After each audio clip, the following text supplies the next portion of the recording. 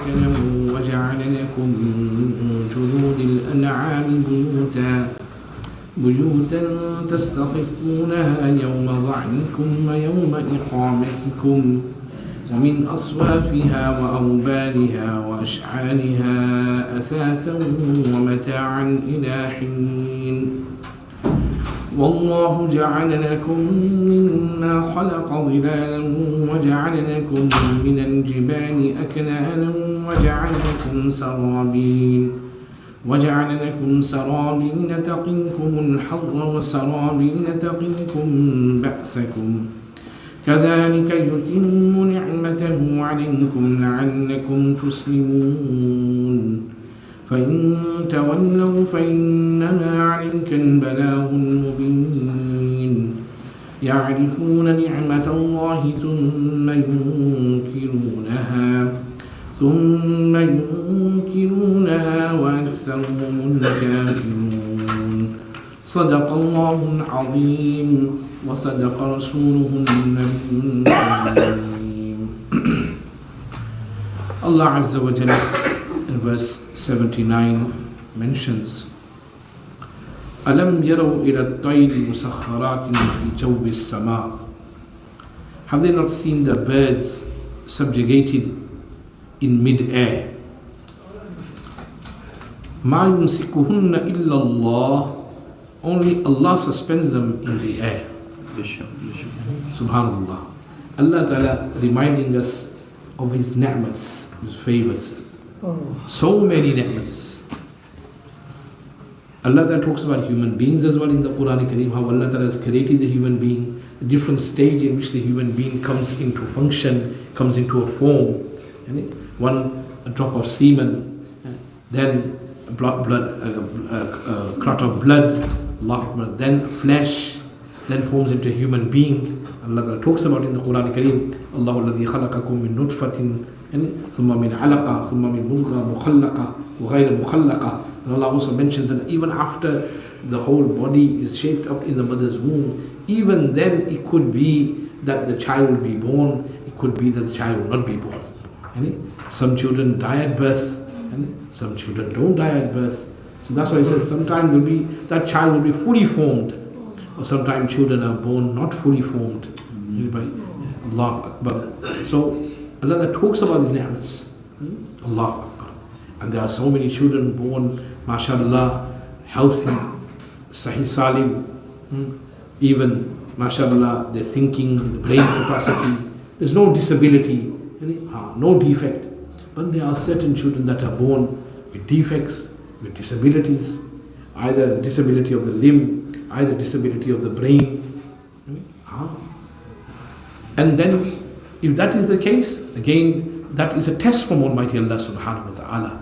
And those parents who have children with disabilities, don't think by some sort of azab. It's not an azab, it's a test. Through that disabled child, Allah Ta'ala will forgive your sins.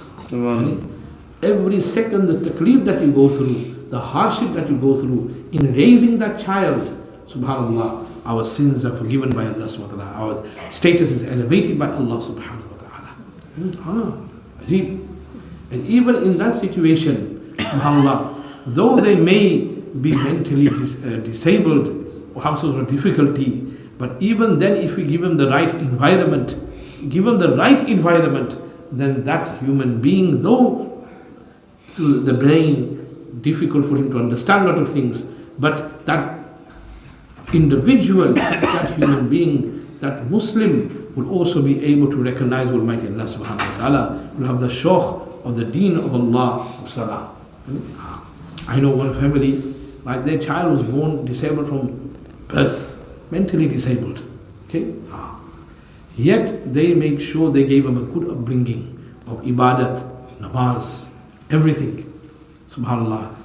You won't believe it, that now he is about 50 years old, 40, 50, 60 years old. But I'm telling you, all he wants to do is come to the masjid. He wants namaz time, no time is namaz. He'll even know what imam is leading, what prayer. He'll even ask which imam is leading in the haram. Allah. Yes, ajib or gharib. Songs, music, no, because they never gave that. To that extent, even the carer, you have a carer, they made sure that the carer was a Muslim carer, and that carer who prays namaz himself as well, so he has an impact. Sometimes they take him to the club and you to pray. Even then, that carer was able to understand what is right and what is wrong. Ajeeb gharib. Ajeeb gharib. Allahu Akbar. Allahu Akbar. So when it's namaz time, I want to go namaz. I want to go. I want to pray namaz in the masjid. Who led the prayers? Ajeeb. For that person whom Allahu Akbar, then I'm thinking to myself, okay, who is really disabled then? Who is really disabled? Those who are unable to come to the masjid, those who are unable to perform salah, though in our eyes, mine and your eyes, they are mentally intact, sahih salim, they don't have any mental disability, Allahu Akbar, yet we are unable to come to the masjid. We are unable to know even who prayed the salah, who led the imam, Allahu Akbar. This individual even knows who's praying. You'll come home and say, who prayed in Maghrib namaz in the Kaabatullah today? Who prayed in Masjid al-Nabawi today? And I was thinking about Allah's qudrat, Allah's greatness. Allah wants to give to anyone. And I was thinking, who's disabled then? Who is really disabled? This one is not there. We are the one who are disabled, who are unable to recognize Allah Ta'ala, unable to understand. I had to go to the masjid and perform salah. And you won't believe it. The mother even mentioned this to me, and I was amazed that one of the carers that were caring for that particular individual, he never used to fast. He was a Muslim, he never used to fast. He never used to fast, but he was a carer. Now this particular, he has to have a lot of tablets. Okay, there were some other illnesses as well. So many tablets in the daytime he has to have as well. Yet when it comes to Ramzan, this disabled person fasts every day. Doesn't believe he's fast. Wow. Sure. So that carer, he struck him. Ye kya baat hai bhai? I've got no problems at all, and I don't fast in Ramadan. And this particular person, due to the barakah of that person, he started fasting as well. Ajeeb gharib, ajeeb gharib. Then we understand the meaning of Allah gives hidayat to who He wishes. This is the meaning of Allah gives hidayat to whom He wishes. Mera tumhara kamal nahi. There's no kamal in me and you are coming. Is Allah brings you, you will come. You will be so salim, strong, healthy, wealthy, nothing wrong with you. But if the tawfiq is not there of Allah Ta'ala, then no. Besha. Now I'm just talking about Allah's qudrat, so I thought let me just talk about this as well. Because this is close to home, understand this as well. Allahu Akbar. We are so lucky. If we are able to give the tawfiq of coming to the masjid to perform salah and ibadat, we are the very lucky ones. And from this we also learn that mahol and environment has an impact. If that can have an impact on that individual who is mentally disabled, why would not have an impact on those people? In fact, on those who are not mentally disabled, environment will have an impact. It means it's up to the parents. It's up to the parents. What environment we want to give them, what environment we want them to go to. Very, very important. May Allah give us a tawfiq. Ameen.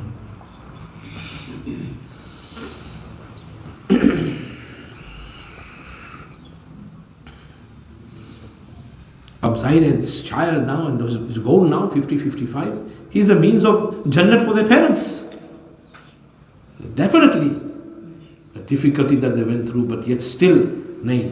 Just think how much love their parents must have for deen of Allah subhanahu wa ta'ala. How much love and respect. We just say a lot of things, but when it comes in, may Allah ta'ala give us a tawfiq to recognize. Allah shows us within us. Allah is telling and shows us. Allah shows us, within our community, within our people. It's an ibrah for us, a lesson for us. Ameen. May Allah grant us a tawfiq to accept that lesson and rectify ourselves. Ameen. Alam yaraw ila at-tayri musakhkharatin fi jawbi as-sama'. Have you not seen the birds subjugated in mid-air? Ma yumsikuhunna illa, only Allah suspends them in there. The birds are flying in the air. Who keeps them in the air for that long? Allah Ta'ala. Allah Ta'ala. Allah gave subhanAllah the insan the brain to make technology, to advance in technology, to make a plane. But in reality, who's keeping that plane up in the air as well is Allah subhanahu wa ta'ala. If Allah wills, it can come down. And it has happened. Sometimes the plane went somewhere, no matter where, no one knows where he's gone. We can say what we want. Khair. Again, Allah Ta'ala talks about His qudrat and power and all the different creations He's created so that we understand the greatness of Almighty Allah subhanahu wa ta'ala. So we do the shukr of Allah over the ni'mas He has given. Inna fi dhalika la'ayatin liqawmin yu'minun. Indeed, there are signs in this for the believers. This is a sign for the believers. For the mu'mineen, dekho, look, observe.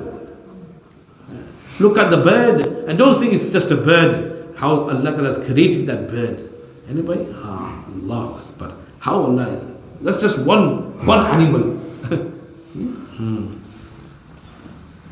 Wallahu ja'ala lakum min buyutikum sakana. And Allah has granted you an abode in your homes. And Allah Ta'ala has granted you homes where you can stay in and get peace and comfort in that home. That's the ni'mat of Allah Ta'ala. There are many people who are homeless. They don't have any homes. Looking at them and looking at their life, we should do the shukr of Allah subhanahu wa ta'ala. I am lucky. We complain by I haven't got a 5-bedroom house. I haven't got a big bungalow. I haven't got a big mansion. We look at other people, by he's got this and they've got that and they've got this and they've got that. And puri raat neend nahi aati, no sleep all night. And that person, beggar on the street, no home at all, and sleeping on the footpath, and he's getting lovely sleep. And we can't sleep because we're looking at other people. Allah. So, Allah Ta'ala granted abode in your homes. Allah gives a 1-bedroom house, 2-bedroom house, a flat. Do the shukr of Allah subhanahu wa ta'ala no matter what. It is better than being outside. Those who have no thingy, only living in tents. Allah has granted us so much favors.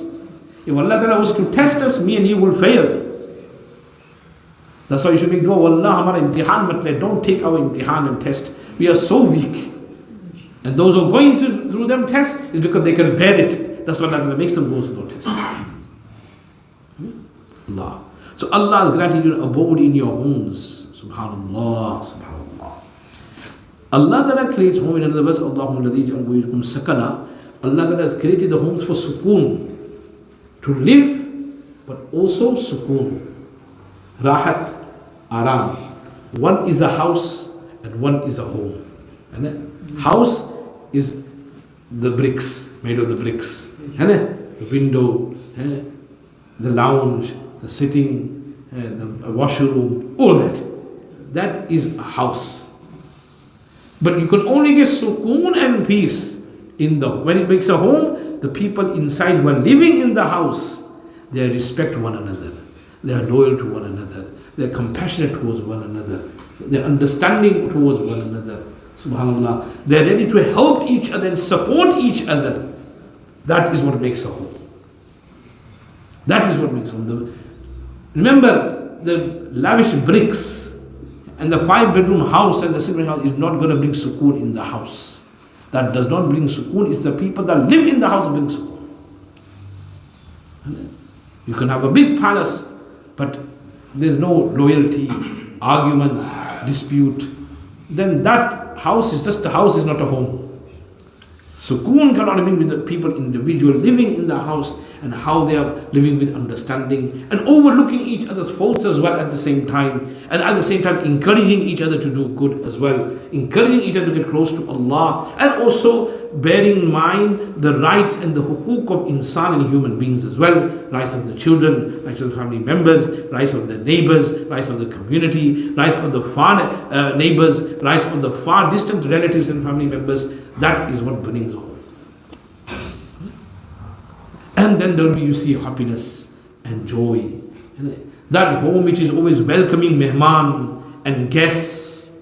So when guests come, the door is open. If your heart is open, then the doors will open. If your heart is closed, the door is not going to open, it's going to remain closed. That's why Prophet ﷺ mentioned, Man kana yu'minu billahi wal yawmil akhir falyukrim dayfah. He who believes in Allah and the last day, he should be hospitable towards mehman and guests. Yani that is a alamat and sign of a believer in Iman. And then you watch, if we have that at home, then everyone want to come to your house. Everyone come to meet you and talk to you. Very, very important. By doing that, we are also being shukr of Allah subhanahu wa ta'ala, that we know, Allah, you granted me this house. Now it's important that I share the food that you have given me to my neighbors. That's why Prophet has also mentioned that when you make food, it's a hadith, it's a proper hadith. When you make food in your home, salad, whatever, Prophet said, add extra gravy, add extra soup. What for? For your neighbors. Allah. For your neighbors. Look at what Prophet saying. And it doesn't even say if your neighbors are Muslim or Muslim, it doesn't really matter.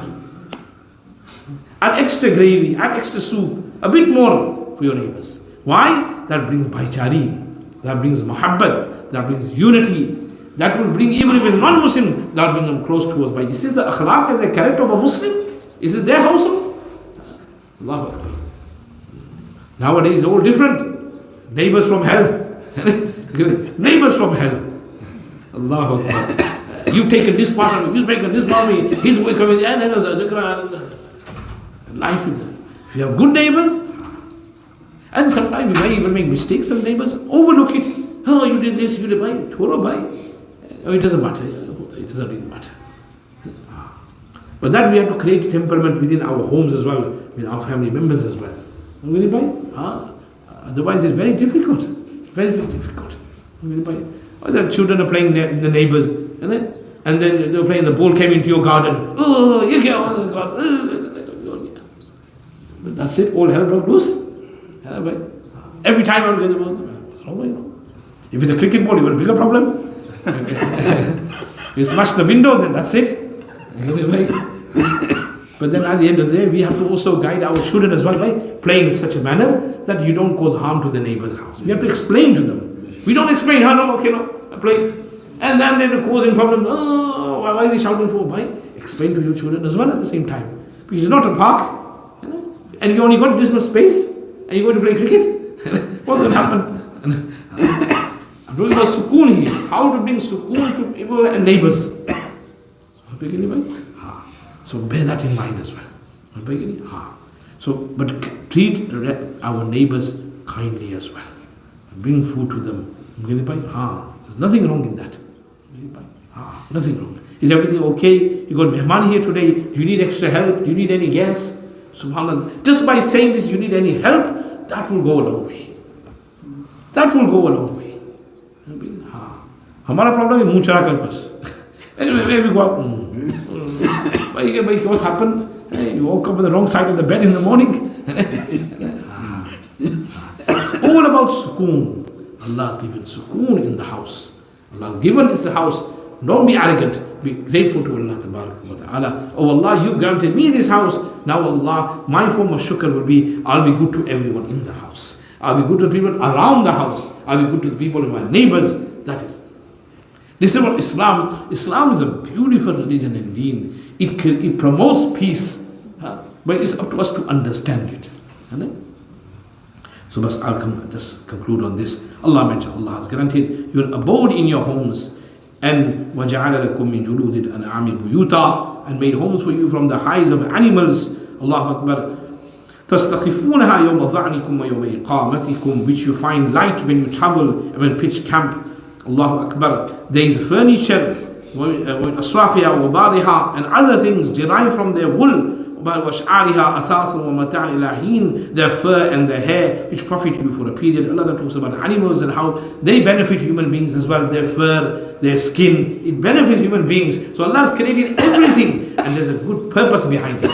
Even the snake which Allah has created, though it's poisonous, but there's a benefit in that as well. Benefit in everything. Allah has not created this whole universe in this world worthless, baseless. There's a reason for everything that Allah has created. May Allah give us a tawfiq. Subhanallah.